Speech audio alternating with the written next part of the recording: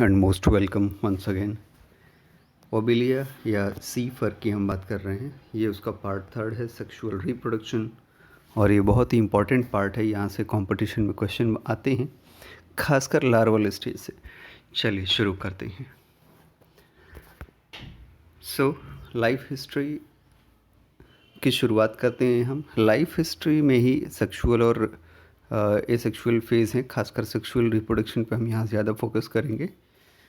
As already described, life history of Obelia includes both asexual, that is hydroid, and sexual, that is medusa generations, which regularly alternate with each other to complete the life cycle. There are separate male and female medusa producing sperm and ova respectively, यानी यहाँ पे अलग अलग structures हैं। तो ये एक advance character है, लेकिन एडवांस दिख रहा है, रियल में है नहीं। वो आगे की स्टोरी से हमें पता चल जाएगा। फर्टिलाइजेशन नॉर्मली एक्सटर्नल फर्टिलाइजेशन होता है, बट कभी कभी वाटर करंट के थ्रू स्पर्म फीमेल पार्ट तक पहुंच जाते हैं, इन सीटू फर्टिलाइजेशन करते हैं। लेकिन फिर डेवलपमेंट बाहर ही होता है, क्योंकि उसके बाद एक बार मेल और फीमेल गैमेट बॉडी से निकल जाते हैं तो जो पेरेंट बॉडी होता है, जो पेरेंट मेडुसी होता है, वो मर जाता है। So parent medusae die soon after liberating the gametes. Development की बात करें तो क्लीवेज यहाँ पे जो है, फर्टिलाइज्ड एग और zygote you can say undergoes equal and complete, जिसको कि होलोब्लास्टिक बोलेंगे, holoblastic cleavage resulting in a solid ball of cells, that is the morula. This is followed by blastula stage, which is blastula is what? Blastula is hollow ball of cells. Its cavity is termed as blastocele, and the single layer of cells lining it, which is blastomere. Gastrulation occurs by two processes. अब इसमें दो process होंगे gastrulation के, जिसमें से पहला और दूसरा, ये दो मार्क्स मैंने लगा दिए हैं जिससे कि इजी हो आइडेंटिफाई करने में स्टेज को।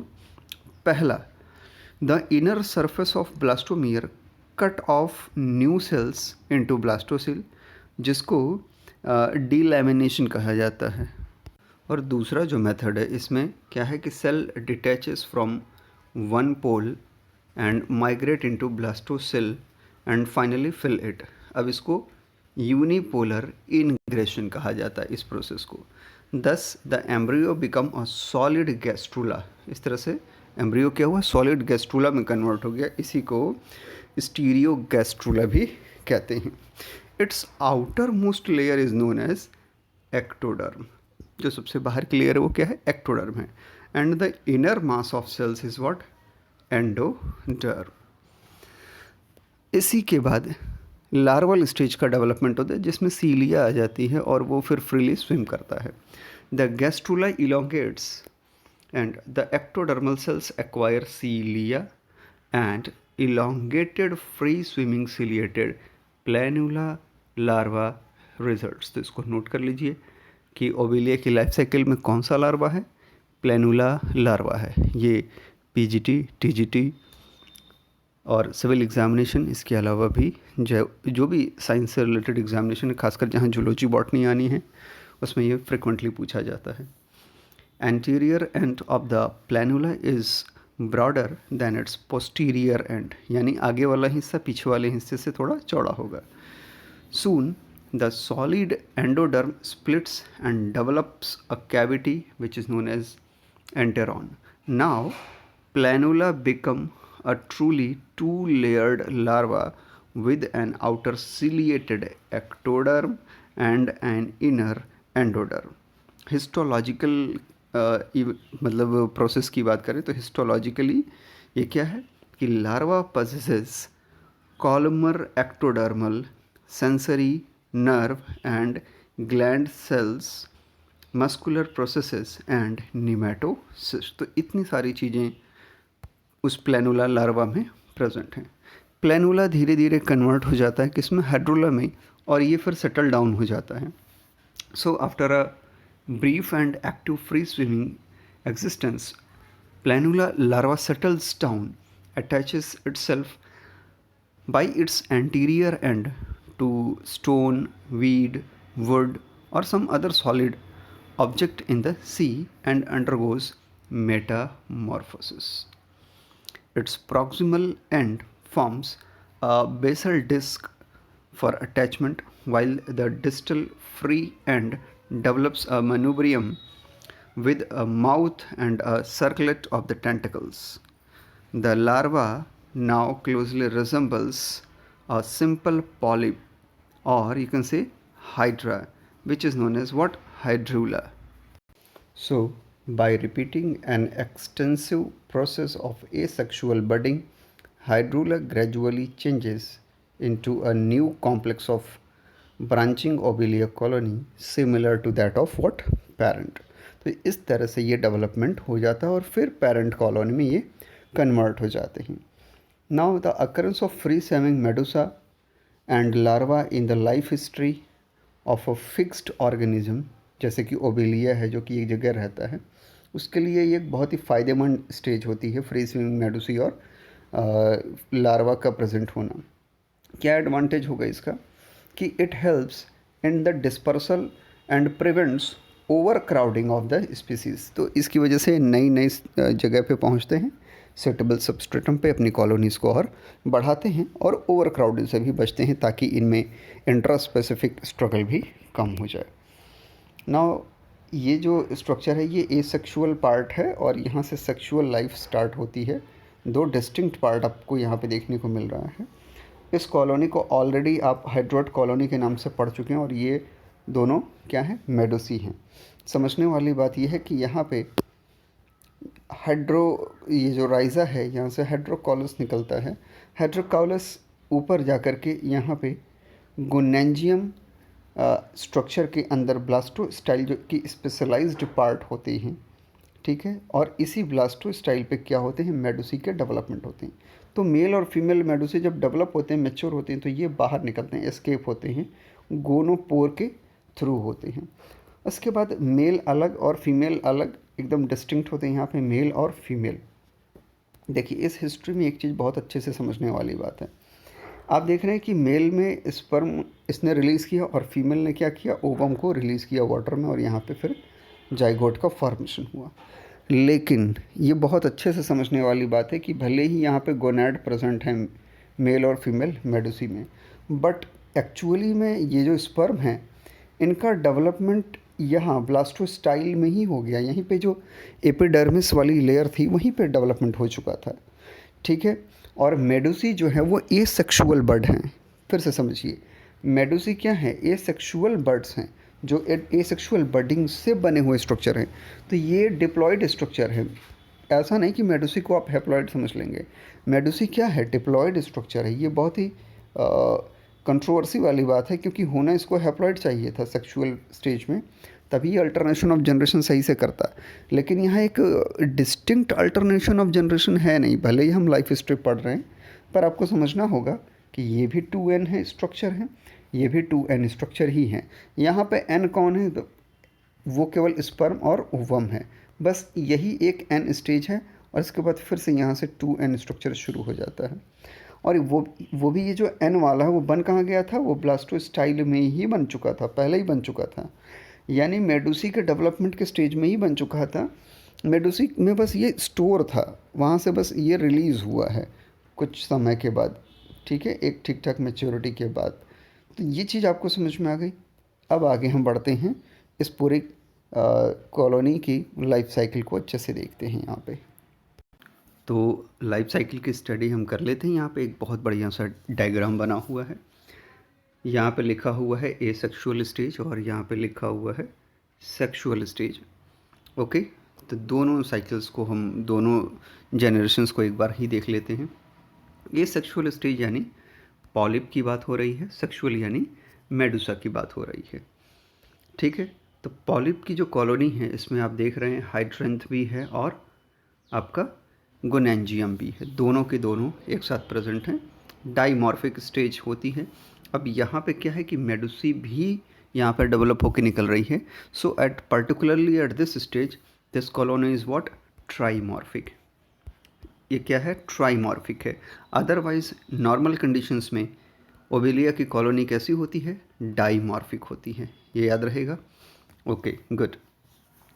तो ब्लास्टोस्टाइल में मेडुसा का डेवलपमेंट होता है और ये रहा आपका ब्लास्टोस्टाइल. ठीक है. और ब्लास्टोस्टाइल के एपिडर्मिस में ही मेल और फीमेल गैमेट भी बन गए हैं. ठीक है. यानी मेडुसा के गोनैड में जाके ये बनते नहीं हैं, बस वहाँ पे स्टोर रहते हैं. एक पर्टिकुलर ड्यूरेशन ऑफ टाइम में ये रिलीज़ होते हैं. तो मेडुसी जब यहाँ से डेवलप होते हैं तो मेडुसी गोनोपोर के थ्रू एस्केप करते हैं, फ्रीली स्विम करते हैं. ठीक है. पॉलिप और मेडुसा की ऑलरेडी 2 वीडियोस हैं, उसको देख लेंगे तो आपको अच्छे से समझ में आ जाएगा. Mail medusae and female medusae एक सूटेबल प्लेस पे फ्रीली कुछ देर स्विम कर लेने के बाद कुछ महीनों तक फिर एक सूटेबल प्लेस पे स्पर्म और ओवम को डोनेट करते हैं, जो कि एक्सटर्नली फर्टिलाइज हो जाता है. कभी कभी स्पर्म रिलीज़ हो करके फीमेल मेडुसी के गोनैड्स तक पहुंचता है, जहाँ पे ये फर्टिलाइजेशन एग को फर्टिलाइज़ करता है. फर्टिलाइजेशन होता है यानी इन सीटू भी हो जाता है, बट उसके तुरंत बाद ही फिर ये रिलीज़ हो जाता है. यानी कुल मिलाकर डेवलपमेंट बाहर ही होना है, एक्सटर्नल ही होना है. एक और बात, स्पर्म और ओवम के रिलीज़ होने के बाद ये जो पेरेंट मेडुसी हैं इनकी डेथ हो जाती है ना. इनका काम पूरा हो गया, ये टपक जाते हैं. ओके.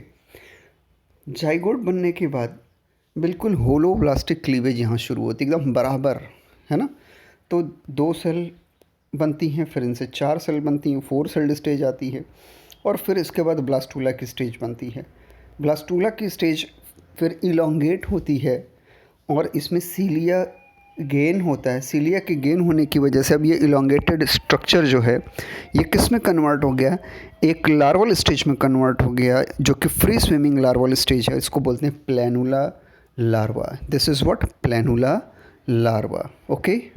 तो ये जो प्लैनुला लार्वा है कुछ देर टहलने के बाद एक ठीक ठाक जगह पा जाता है अपने लिए और फिर वहाँ पे ये सेटल डाउन हो जाता है और धीरे धीरे यंग पॉलिप से होते हुए एडल्ट पॉलिप में कन्वर्ट हो जाता है.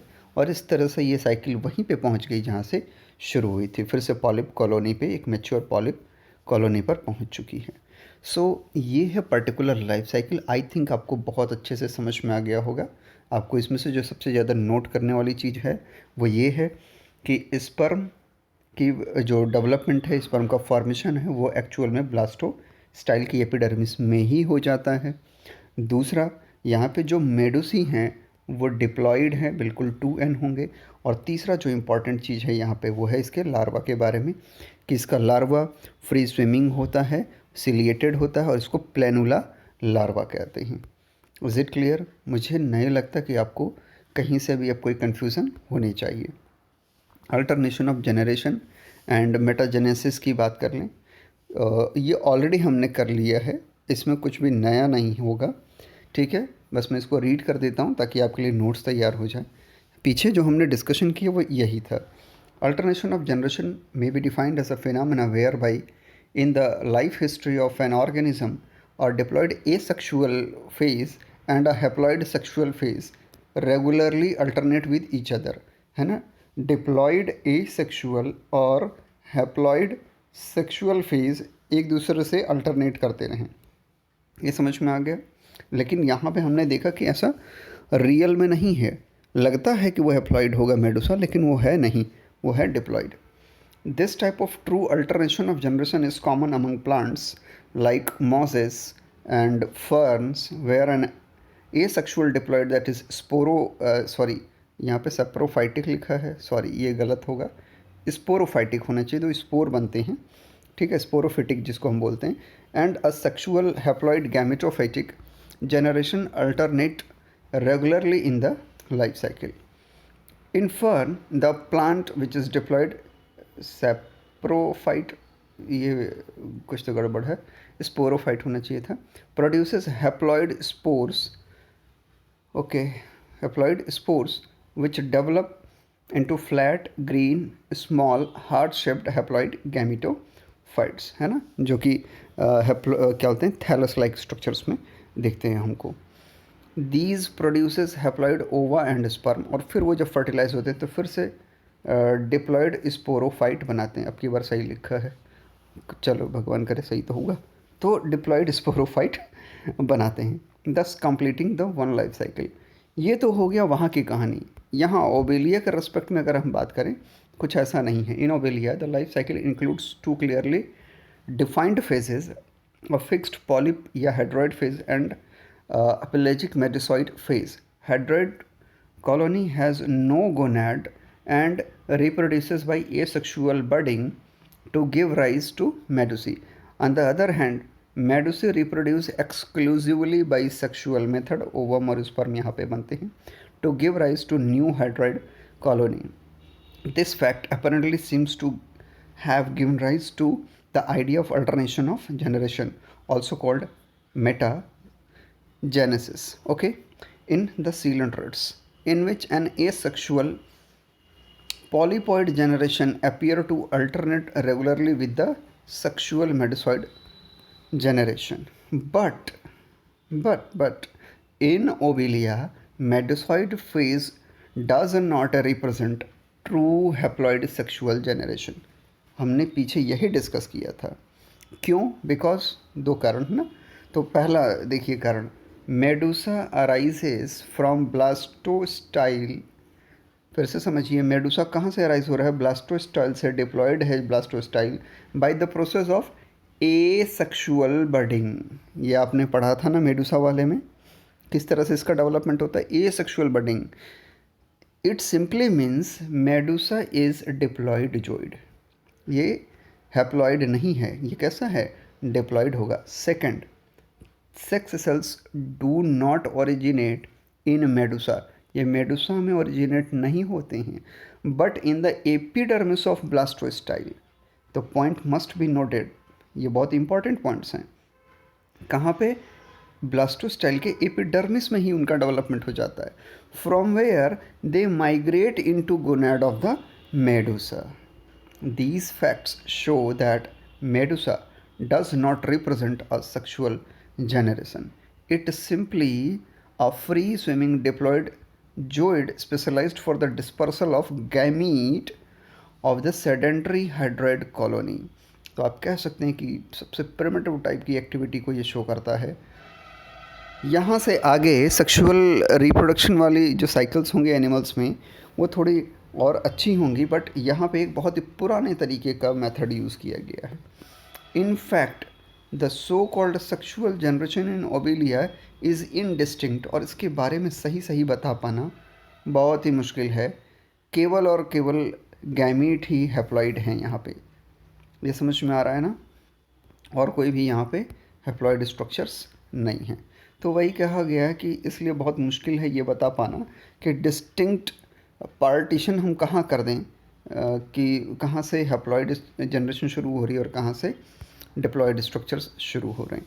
पॉलिप और मेडुसा के बीच में यहाँ पे कुछ 12 पॉइंट्स दिए हुए हैं जो इनको डिस्टिंग्विश करते हैं, और ये आपके बीएससी और एमएससी के एंट्रेंस एग्जामिनेशन से लेकर के होम एग्जामिनेशन में हमेशा पूछा जाता है।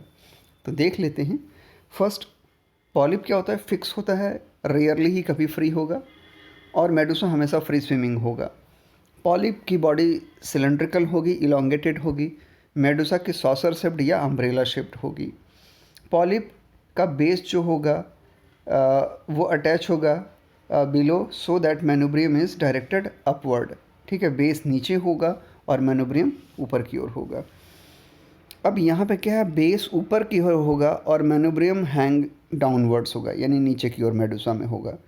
पॉलिप में टेंटिकल्स यूजुअली 24 होते हैं और मेडुसा में 16 होते हैं। कहाँ कहाँ होते हैं वो भी हमने पढ़ा था। पॉलिप में मेसोग्लिया बहुत ही पुअरली डेवलप्ड होता है, जबकि मेडुसा की बात करें तो मेसोग्लिया बहुत अच्छे से डेवलप हो जाता है।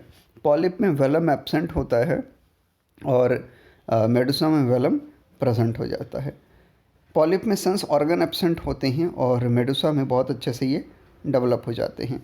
पॉलिप में गोनैड नहीं होते हैं, जबकि मेडुसा में गोनैड हो जाते हैं। तो ये कुछ डिस्टिंक्शंस हैं, इसको अच्छे से पढ़ लीजिएगा। और इस तरह से ये ओविलिया की पूरी कहानी फिनिश होती है। नेक्स्ट लेक्चर्स में हम किसी नेक्स्ट एनिमल को देखेंगे। तब तक के लिए थैंक यू। पढ़ते रहिए, क्वेश्चंस को सॉल्व करते रहिए, एंड ऑल द बेस्ट।